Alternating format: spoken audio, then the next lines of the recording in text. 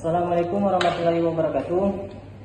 Kami dari kelompok tinju akan mempresentasikan hasil makalah kami yang berjudul tentang komponen-komponen kurikulum untuk memenuhi tugas final yang diberikan oleh Bapak Ramadan. Baiklah, saya akan menjelaskan sedikit tentang komponen kurikulum. Komponen kurikulum memiliki 5 bagian. Yang pertama adalah komponen tujuan, yang kedua komponen materi, yang ketiga komponen strategi, yang keempat komponen evaluasi. Yang pertama kita akan menjelaskan tentang komponen. Komponen adalah bagian yang integral dan fungsional yang tidak terpisahkan dari suatu sistem kurikulum, karena komponen itu sendiri mempunyai peranan dalam pembentukan sistem kurikulum. Sebagai sebuah sistem, kurikulum mempunyai komponen-komponen. Seperti halnya dalam sistem manapun, kurikulum harus mempunyai komponen lengkap dan fungsional, baru bisa dikatakan baik.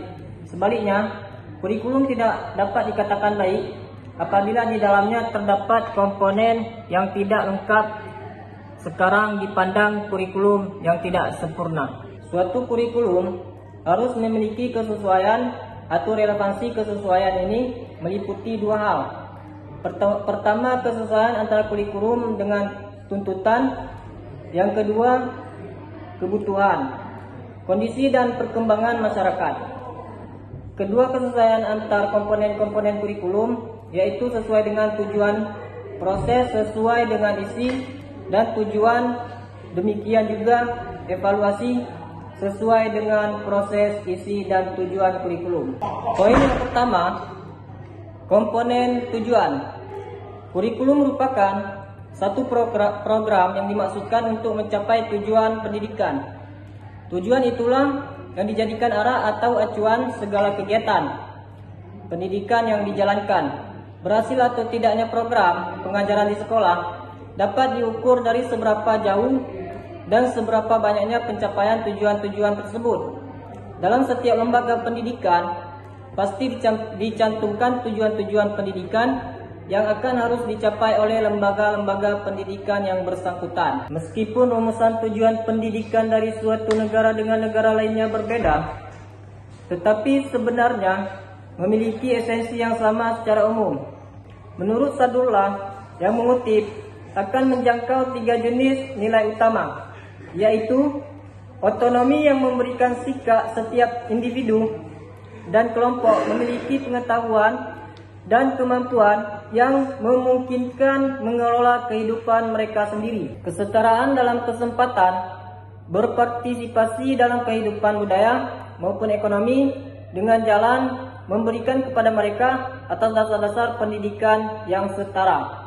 Yang ketiga, survival, memberi izin kepada semua bangsa untuk menularkan dan memperkaya warisan budaya kepada semua generasi dengan memberikan panduan pendidikan untuk saling memahami. Poin yang kedua adalah komponen materi.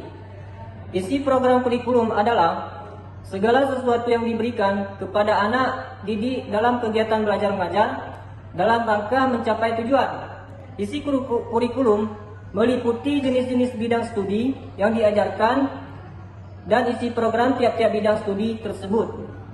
Bidang-bidang studi tersebut disesuaikan dengan jenis, jenjang. Hal ini, materi pembelajaran disusun secara logis dan sistematis dalam bentuk yang pertama teori, seperangkat konstruk atau konsep, definisi atau proporsi yang saling berhubungan yang menyajikan pendapat sistematis tentang gejala dengan memspesifikasi hubungan-hubungan antara variabel-variabel dengan maksud menjelaskan dan meramalkan gejala tersebut. Yang kedua, konsep. Konsep yaitu abstraksi yang dibentuk oleh organisasi dari kekhususan. Kekuasaan merupakan definisi singkat dari kelompok, fakta atau gejala. Poin yang ketiga, strategi pembelajaran.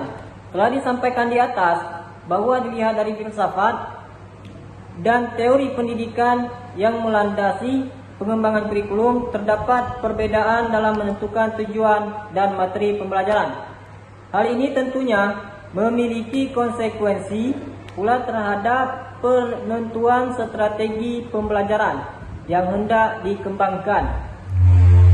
Apabila yang menjadi tujuan dalam pembelajaran adalah penguasaan informasi-informasi intelektual sebagaimana yang banyak dikembangkan oleh kalangan pendukung filsafat klasik dalam rangka pewarisan budaya ataupun keabadian, maka strategi pembelajaran yang dikembangkan akan lebih berpusat pada guru.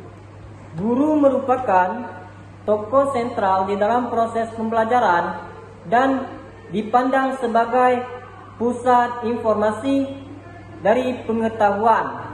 Sedangkan peserta didik hanya dianggap sebagai objek yang secara pasif menerima sejumlah informasi dari guru.